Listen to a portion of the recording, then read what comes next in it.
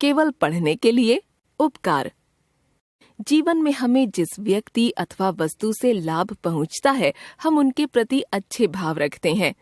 यहाँ तक कि कभी जिस कपड़े को पहनकर हमें सफलता मिली हो, हम किसी अच्छे कार्य पर जाते हुए उसका प्रयोग करना पसंद करते हैं।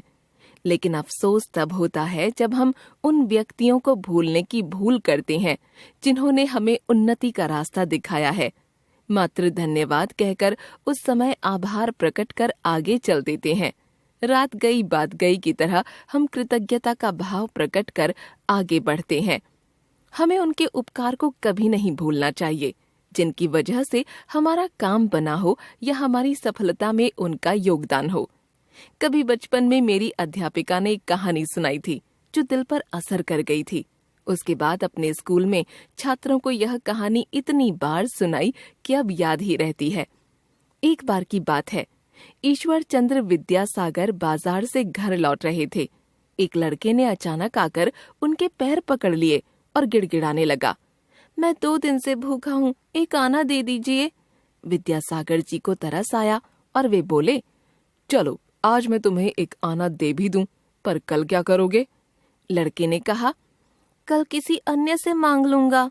वे बोले, अगर मैं 4 आने दे दूं तो? उसने आराम से कहा, मैं 1 आने का खाना खाऊंगा, 3 आने के संतरे लेकर बेचूंगा, काम शुरू करूंगा। ईश्वर चंद्र को उसकी आंखों में सच्चाई नजर आई।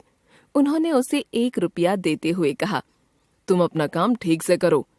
2 साल बाद जब वे फिर उसी बाजार से गुजर रहे थे तो एक युवक ने आकर उन्हें झुककर प्रणाम किया और कहा, आप अपनी दुकान पर अपने चरण कमल रखें।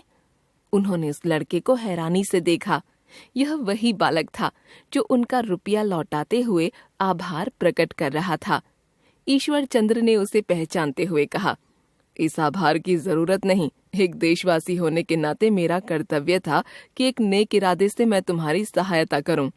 मेरा 1 रुपया सार्थक हुआ। तुम भी इसी तरह यह रुपया किसी अन्य योग्य और जरूरतमंद को दे देना। संकलित।